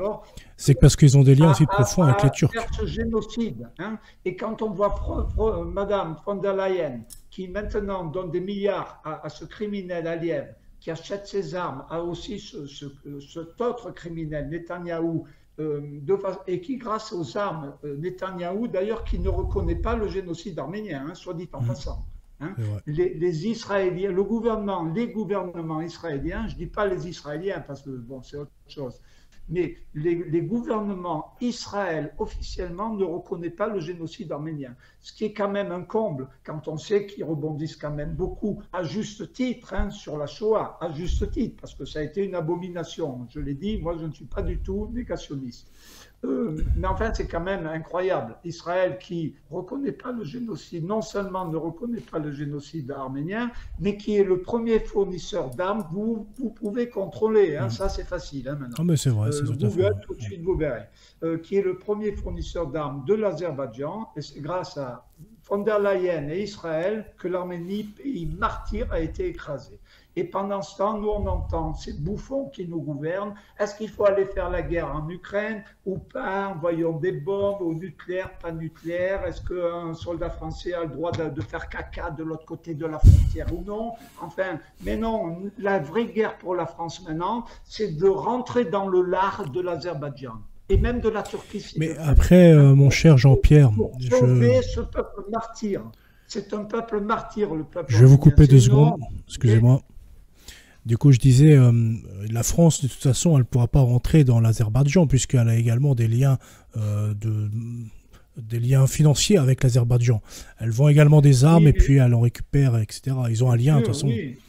Donc, ils ne feront jamais rien. À un moment donné, vous savez, à un moment donné, on s'en fout. Hein, à un moment donné, il faut agir, puis c'est tout. Bien sûr. Quand ça devient sérieux, les liens, les papiers, les contrats, tout ce qu'on veut. Quand Aliyev a envahi l'Arménie, il avait des liens aussi avec l'Arménie. Hein, il n'aurait pas dû. Hein, on s'en fout, ça. Quand Hitler a envahi mais c'est pour ça que la République ne fera rien. Il y avait aussi un pacte de non-agression. Bien sûr, oui. Vous savez très bien que quand ça va vraiment mal, les pactes et le fric et tout ça, ce sont des torchons. On le sait bien. Hein, voilà, on va pas mais la France de Macron s'en fout complètement des chrétiens de toute façon. Enfin, je dois dire que c'est le seul petit point moins négatif de Macron, c'est qu'il s'occupe un petit peu quand même de l'Arménie. C'est d'ailleurs pour ça que l'Azerbaïdjan a déclenché une opération de déstabilisation des problèmes en Nouvelle-Calédonie. C'est l'Azerbaïdjan qui est derrière tout ça. Vous le savez, ça je pense que tout le monde le sait. Il y a quelques Chinois et tout. Et la France a encore un petit peu ce réflexe de ne pas complètement abandonner l'Arménie. Hein. Donc voilà, alors pour l'Arménie, juste un mot. Les fameuses frontières de l'Arménie que les Arméniens auraient récupérées d'une façon illégale. Je rappelle quand même que les Arméniens étaient là depuis 1000 ans dans le Haut-Karabakh, que c'est ce monstre de Staline qui a changé les frontières et il a amputé le territoire arménien pour le donner aux Azerbaïdjanais. Mais comme à l'époque c'était communiste, ils se sont dit nous sommes tous frères, donc il n'y a pas de problème. Ils n'avaient pas, de toute façon, personne n'avait le choix, ils se faisaient liquider à la moindre critique, hein, sous Staline. Donc c'est Staline qui a changé ses frontières. Et quand il y a quelque temps, il y a 2 ans, ou un peu plus, les Arméniens ont repris le Haut-Karabakh, eh bien, ils n'ont fait que rétablir les frontières d'avant Staline. Ils sont revenus aux frontières naturelles. Enfin, les Arméniens sont chrétiens, sont là depuis 1000 ans, même plus. Je dis 1000 ans, mais en fait, c'est même plus. L'islam est arrivé 6 siècles après Jésus-Christ. Enfin, on ne va pas nous faire croire que les Arabes, pas les Arabes, les Ottomans musulmans et les Azériens, comment on dit, les Azéris, les Azéris étaient là avant les chrétiens, c'est une plaisanterie, quoi. Hein. Donc voilà, donc ça c'est une honte, je suis désolé, mais c'est une tâche indélébile dans la conscience des Occidentaux. Hein. Ils nous emmerdent avec ce type atroce qui est Zelensky, avec les Ukrainiens, les ci, les ça, et le seul pays que nous devrions vraiment aider, personne, non seulement personne ne l'aide, mais en plus, on donne du pognon à Aliyev, le président de l'Azerbaïdjan, pour qu'il puisse acheter les armes aux Israéliens et écraser l'Arménie. Eh ben, je trouve que ça fait péter des plombs. Et pourtant, je ne suis pas du tout arménien, mais il y a de quoi péter des plombs. Celui qui ne pète pas les plombs, eh ben, c'est pas bien, c'est un salaud. On a fait un chapelet déjà il y a un vendredi, il y a 2 mois, pour l'Arménie et puis pour les chrétiens d'Orient d'ailleurs. On a fait un chapelet pour eux. Oui, c'est bien, mais enfin là on parle de l'Arménie. Il y a les chrétiens d'Orient, il y a le Soudan, il y a bien sûr, il y a aussi même des musulmans qui sont massacrés par les bouddhistes en Birmanie, c'est vrai. Mais enfin là on parle de l'Arménie. Hein. L'Arménie, je suis désolé, c'est quand même un pays qui a symboliquement un premier pays chrétien. qui a connu un génocide, qui est entouré par deux voisins atroces. Hein. Donc c'est quand même notre devoir de faire quelque chose. Je voudrais dire, moi, aux Arméniens, s'il y en a qui écoutent ce soir, hein, qui devraient prendre exemple sur Israël. Parce que Israël et l'Arménie, en réalité, ont des points de similitude. D'abord, il y a eu deux génocides, hein, la Shoah puis le génocide arménien, et l'un comme l'autre est entouré par des voisins hostiles. Hein. Le problème, c'est que Israël a une diaspora extrêmement puissante et un pays surarmé, et donc il peut se défendre. Et Israël est toujours là, et tant mieux. Hein, et Israël est toujours là. L'Arménie, les Arméniens n'ont pas compris ça. Hein. Ils n'ont pas les mêmes lobbies. Ils n'ont pas les mêmes lobbies, l'Arménie. Sinon, elle va disparaître. Ils n'ont pas les mêmes aides, ils n'ont pas les mêmes lobbies, ils n'ont pas la même puissance politique internationale. Bien sûr, mais bon, il faut quand même faire c'est ça le problème. Pas, hein, et puis aussi, pour mettre juste une petite critique envers l'Arménie, puisque c'est pas non plus tout beau, tout noir, tout machin, l'Arménie devrait aussi penser à faire des enfants. Parce que niveau enfants, ils étaient aussi un petit peu en déficit, donc il faudrait penser un petit peu à enfanter aussi.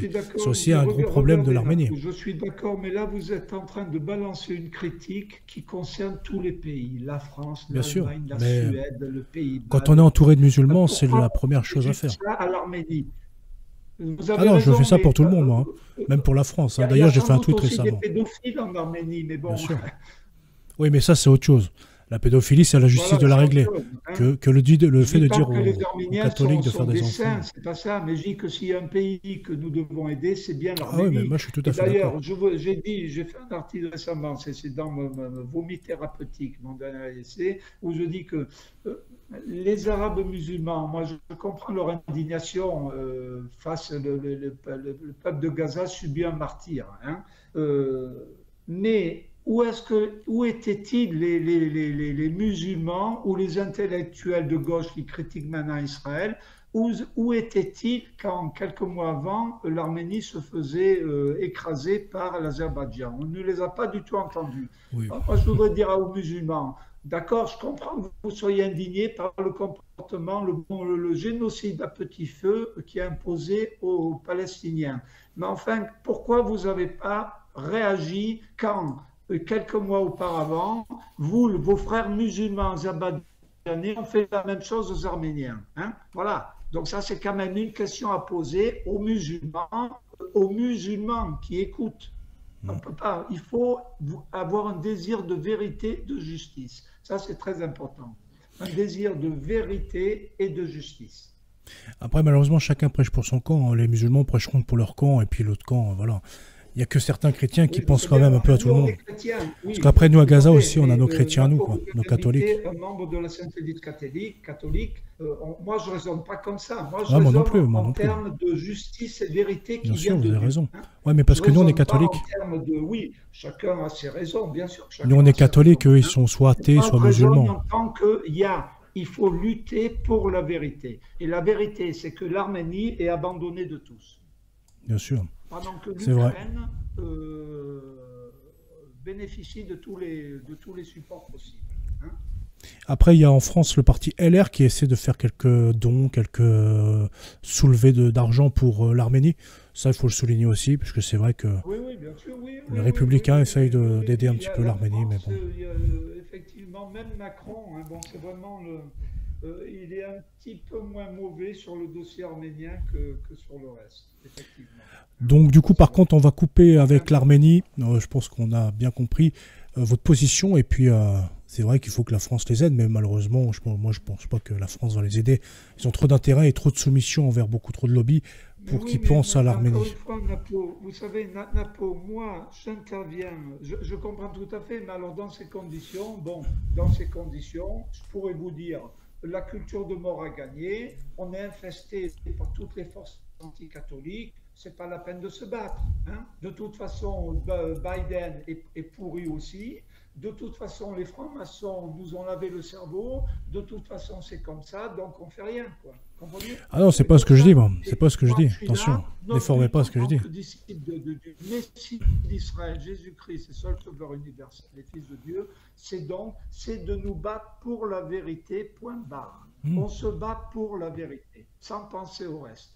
même si on y arrive ou si on n'y arrive pas, je vous ai dit tout à l'heure, je crois que nous sommes dans un processus de fin de temps et qu'on ne va pas gagner. C'est Dieu qui, au dernier moment, va gagner.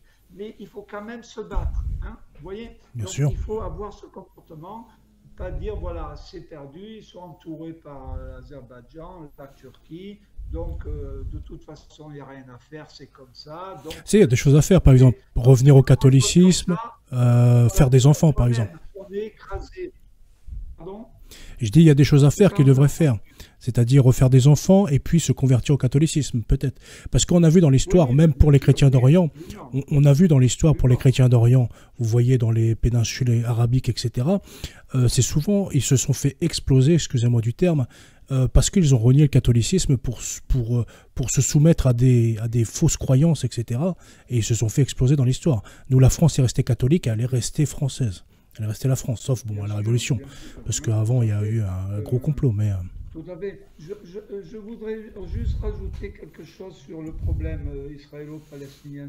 Et après, oui, juste Même- 5 minutes, parce que du coup, après, il faut qu'on parle un petit peu D'accord. du Je voudrais royalisme. même rappeler une chose, parce que il faut toujours dire la vérité. C'est vrai que le terrorisme est l'arme du faible, mais néanmoins, on condamne évidemment les actions terroristes Mm. qui ont eu lieu par le Hamas. Mais enfin, le terrorisme, si la Palestine n'était pas occupée, il y aurait peut-être pas eu ça. Mais il est vrai quand même qu'il faut se mettre à la place d'Israël aussi. Hein. L'honnêteté nous oblige à le dire, parce que le Seigneur nous regarde et c'est la seule chose qui m'intéresse. C'est que quand bien même Israël donnerait tout ce que les Palestiniens demandent, hein, c'est-à-dire capitale Jérusalem, il y aurait encore des voix dans le monde arabo-musulman, pour demander l'extermination des Juifs. Et ça, c'est vrai. Donc ça pose un gros problème. Même Yasser Arafat, hein, il n'était pas clair. Donc c'est un problème, car on le voit bien avec l'Arménie. Encore une fois, il y a le même problème. Les deux pays sont entourés par des gens qui les détestent. C'est comme ça, ok? Mhm. Donc Israël survit parce qu'Israël est armé. Et effectivement, de dire, voilà, si Israël avait respecté les résolutions de l'ONU, etc., tout irait bien, c'est trop facile. Parce que il y aurait quand même dans le monde arabe des voix pour dire il faut pour instaurer la charia ou que sais-je, pour faire dégager les juifs, voire les exterminer. Donc Israël, bien sûr, a des circonstances atténuantes. Hein. Et il y a encore autre chose, et ça sera mon dernier mot sur Israël, c'est que Mhm. le problème aussi entre les juifs et les musulmans, donc les Israéliens et les Palestiniens musulmans, c'est que contrairement au général de Gaulle et à Adenauer, qui étaient tous les deux de fervents catholiques, ils se sont réconciliés grâce à leur foi catholique dans la Mhm. vérité. Ça, on n'aime pas le dire, mais ça joue un rôle énorme, hein, Bien la sûr. réconciliation franco-allemande après la guerre. Adenauer et le général de Gaulle. On se rappelle de cette messe à la cathédrale de Reims, hein, tous. Et le problème entre eux, c'est que les juifs sans Christ, hein, je dis les juifs sans Christ parce que les vrais juifs sont les catholiques. Il y a eu un schisme en Israël. Les vrais juifs sont ceux qui ont reconnu leur propre Messie, c'est-à-dire qui sont restés vrais juifs, c'est donc nous. Hein. Ceux qui ont Catholique. refusé de le reconnaître sont sortis du judaïsme théologique, pas du judaïsme de sens, hein, évidemment. Ce sont les juifs de sang qui ont souffert à Auschwitz. C'est pas, ça c'est vrai. Hein. Enfin, les catholiques ont été aussi exterminés en Pologne par les nazis, mais bon, c'est un autre débat. Donc, les juifs sans Christ ne sont pas dans la vraie religion dorénavant.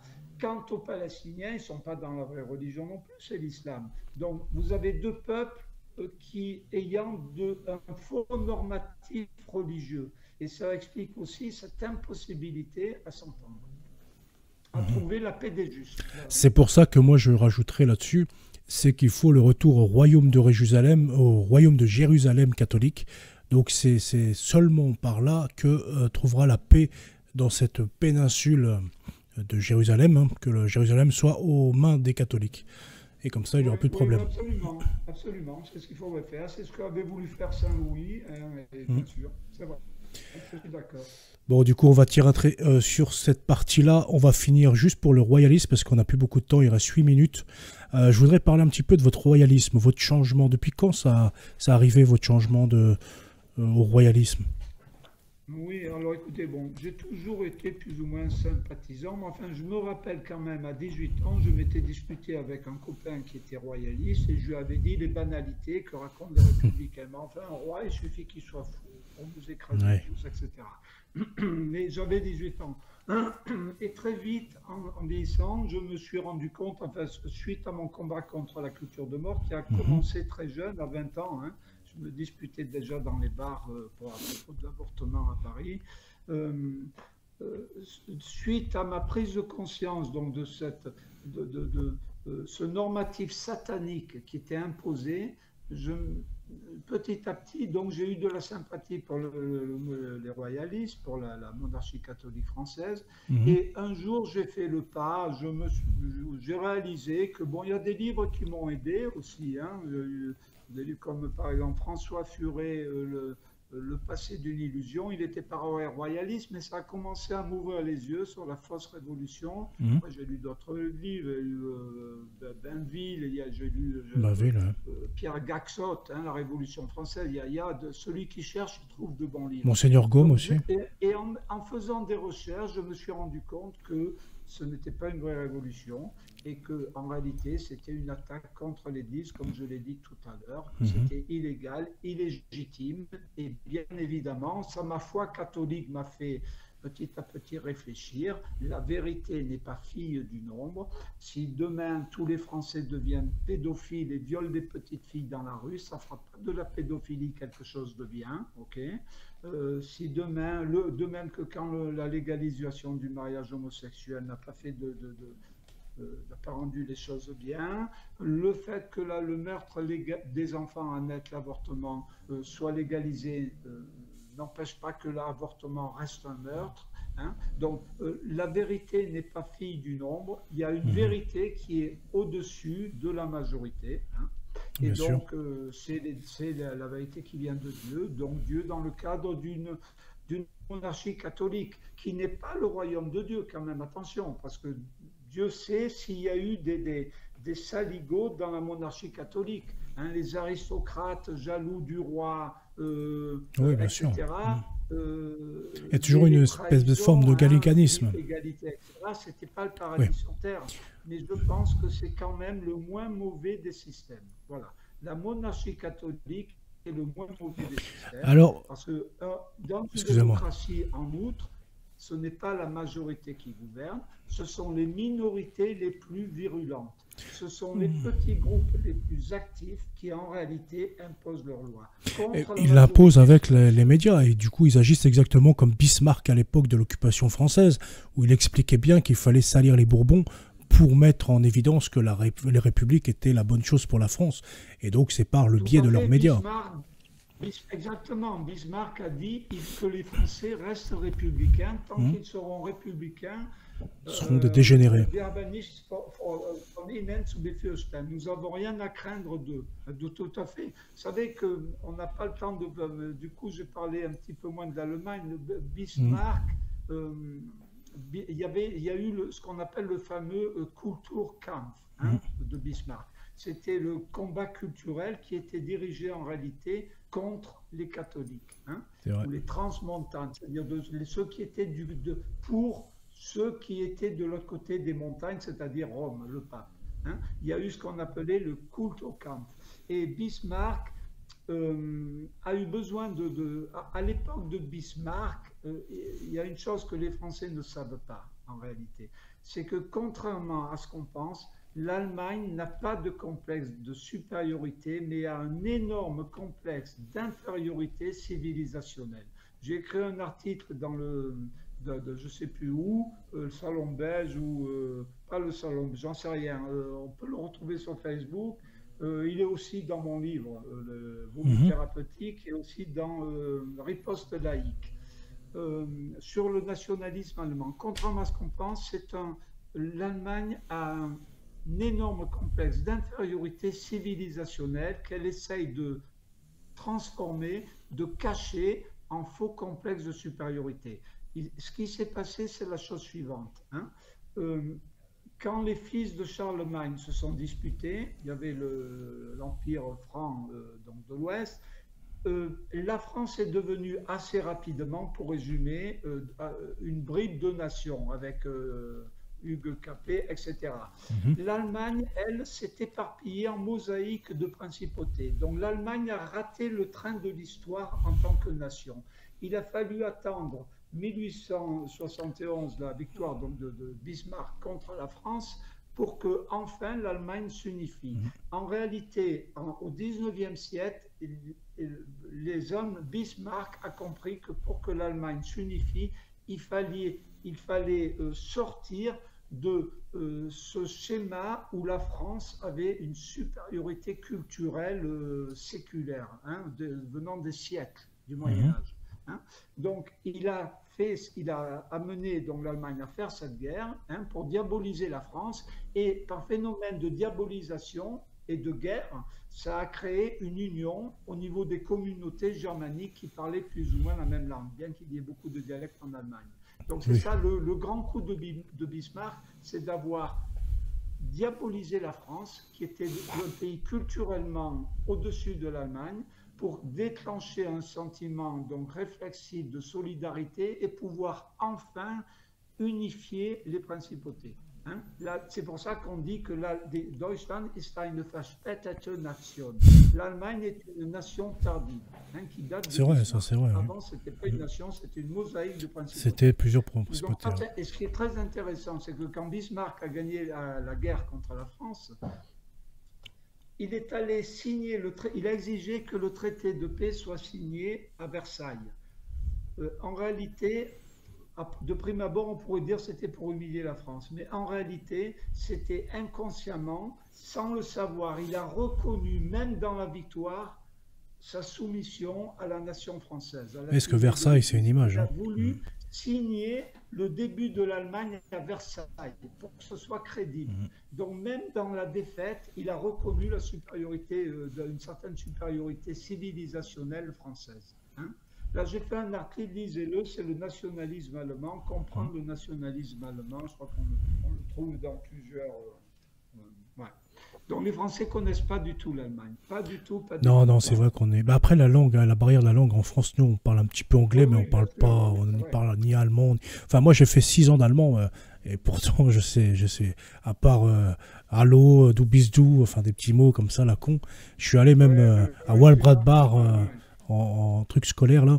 Et puis, je suis allé récemment aussi en camion, avec mon camion et tout ça. J'avais fait un petit road trip en Allemagne, j'aime beaucoup l'Allemagne. J'avais été à Mannheim, d'ailleurs, il y a eu une actualité aujourd'hui à Mannheim, avec un militant d'extrême droite, entre guillemets, extrême droite, qui s'est fait poignarder, et puis un policier aussi allemand, qui s'est fait poignarder aujourd'hui à Mannheim. Mais j'aime beaucoup l'ambiance allemande, personnellement. Ah oui, Euh, c'est un peuple, attention, ma critique au niveau de cette mécompréhension, bon, ah, au bien niveau de sûr, hein. Bismarck et du nationalisme allemand. Les Allemands restent un peuple positif. Moi, j'ai eu peu de mauvaises, j'en ai eu quelques-unes, mais très peu. Euh, c'est un peuple saint, on voit, ils font l'aumône, enfin, ce ne sont pas des saints non plus, mais enfin, ils sont certainement pas pires que les autres. Bien Hein. sûr. C'est un peuple qui a une grande littérature, les sciences, les arts. Donc, l'Allemagne est un grand pays où on peut vivre, hein, et j'espère qu'au-delà des différences, l'amitié, il n'y a pas vraiment d'amitié, entre États, il n'y a pas d'amitié. Hein, il ne faut pas dire n'importe quoi, il y a une rivalité terrible entre la France et l'Allemagne. Hein, et c'est notamment à cause de l'Allemagne si la France a loupé le contrat du siècle des fameux sous-marins Avec australiens. les Nous le Australiens, hein. savons, ça a Les été Australiens. du lobbying allemand et suédois qui ont fait capoter ça. Hein. Donc, dès qu'ils peuvent nous mettre un coup de couteau dans le dos, ils le font. Mais là, je parle Voilà. des États entre eux. Hein. Les peuples entre eux. La France, c'est peut-être pareil. Donc, je parle des États. Mais les Allemands, le vrai peuple, hein, ce sont des gens tout à fait honorables qu'il faut respecter et apprécier parce qu'ils le méritent. Bien sûr, je suis tout Comme à fait les d'accord avec vous. Français, comme tout le monde. J'ai eu une bonne expérience en Allemagne, moi, personnellement. Donc, du coup, juste pour revenir avant de se quitter sur la monarchie, mais du coup, vous êtes pour une monarchie élective, une monarchie de droit divin, vous êtes pour Non, quoi? je suis pour mais non, je suis pour une. Oui, enfin, non, je suis pour une monarchie absolue, un système de monarchie absolue. C'est-à-dire il faut un roi qui ait tous les pouvoirs, Mhm. qui puisse consulter le peuple, hein, ça oui. Hein. Mais je suis pour un système monarchiste absolu. Tout ce qui va vers la démocratie, ça ne va pas. Hein. Bien sûr. Une monarchie comme c'était avant, à l'époque de Louis XIV. Hein. Mhm. Ça aurait dû l'être aussi avec Louis XVI, mais bon, on ne va pas recommencer un autre débat, là, ça Ouais. devient compliqué. Mais il faut une monarchie catholique relativement autoritaire, Une avec un dictature roi catholique, fort. de toute La façon. France a besoin, les Français aiment être commandés. On a C'est bien ça, vu comment ils sont gentils, les Français. Regardez, bien il sûr. y a quelques bouffons de l'OMS qui leur ont dit, tu vas mettre ton torchon de soumission et tu vas te taire, tu vas te faire vacciner avec des produits dont les supports ont un lien avec des cellules souches humaines embryonnaires. Les vaccins ne contenaient pas de cellules directement, mais le support à partir desquels les vecteurs antiviraux ont été fabriqués, il y a eu des liens avec des lignées de cellules souches embryonnaires. On leur a dit, tu vas te faire vacciner, ils se sont fait vacciner, alors qu'une semaine avant, c'était personne qui allait se faire vacciner, Ouais. si vous vous en rappelez. C'est même Macron, il Ils avait ont dit. porté leur torchon de soumission comme des veaux gentiment. Tout se passe bien avec les Français, mais ils ont besoin qu'on leur dise les choses clairement.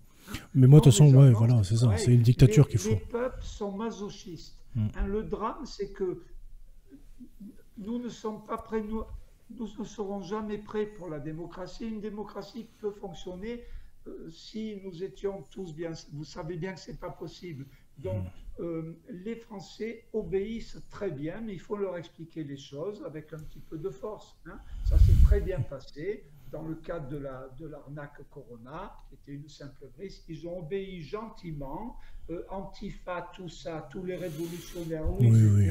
ils se sont tués. Oui, Ils c'est ont ça. mis leur petit torchon de soumission sur le museau et ils ont marché au pas de loi, c'est tout. Donc, mais oui, les Français savent obéir, mais ils ont besoin d'un chef, d'un bon roi, un père qui va œuvrer pour leurs intérêts. D'ailleurs, un bon roi catholique n'aurait pas toléré cette humiliation et cet écrasement Oui, pour la clairement. durée de Corona. Hein. Clairement, ça serait pas Alors que passé. Macron, lui, il a tout de suite joué. J'imagine qu'il y a des gens qui sont venus le voir, des gouvernements, des gens de l'ombre, etc.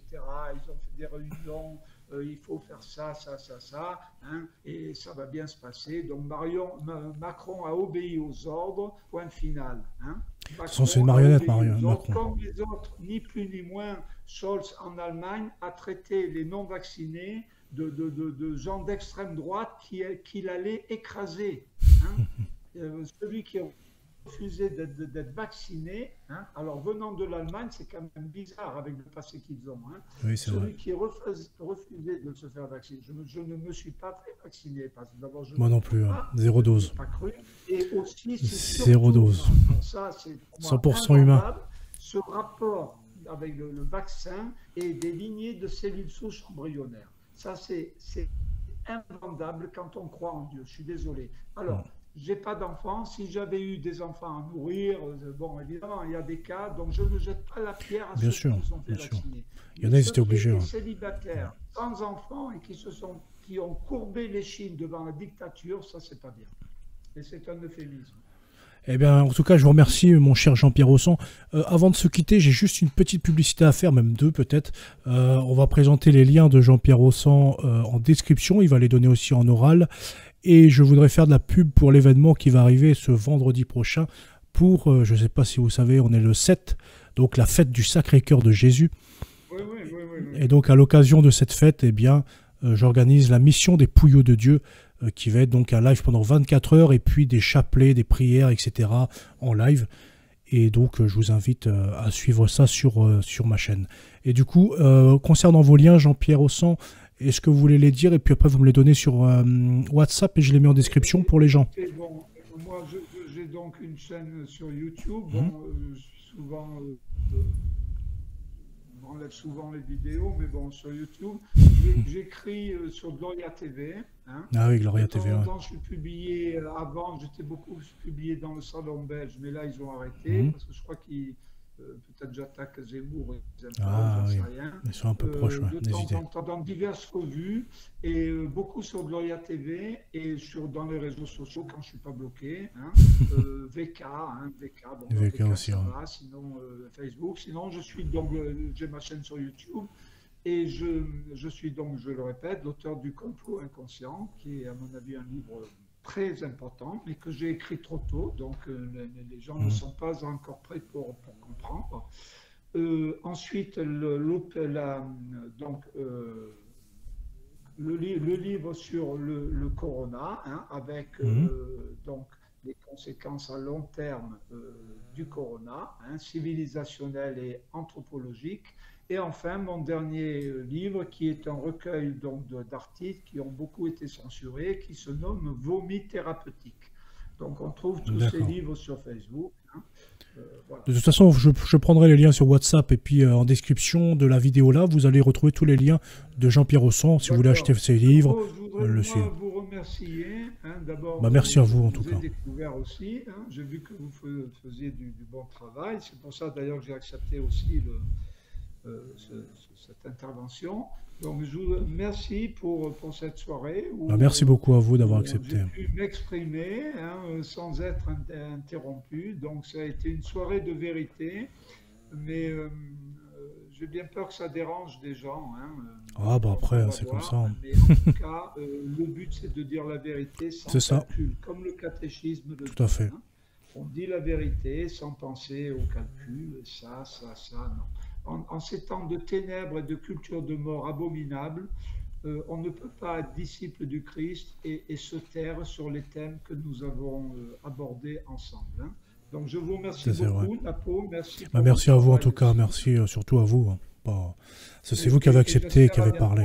Oui, pas de problème. Qui ont écouté aussi donc, cette intervention. Désolé pour cette image, Napo. Si je reviens un jour, y a pas de problème. Que l'image soit... Hein, ouais. On va travailler là-dessus. Pendant le live, ça est allé, mais des fois ça rebuguait. Mais là, ça va depuis quelques 5 minutes, je crois que c'est bon. Ouais, mais là c'est la fin. Mais bon. Voilà. Okay.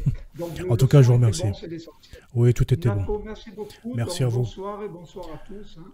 Bonsoir à vous, monsieur Ossan. Et donc, du coup, je vous dis à bientôt, à vendredi prochain pour ce live de 24 heures et puis le live chapelet. Je le regarderai. Ça marche. Eh bien, bonne soirée à tous.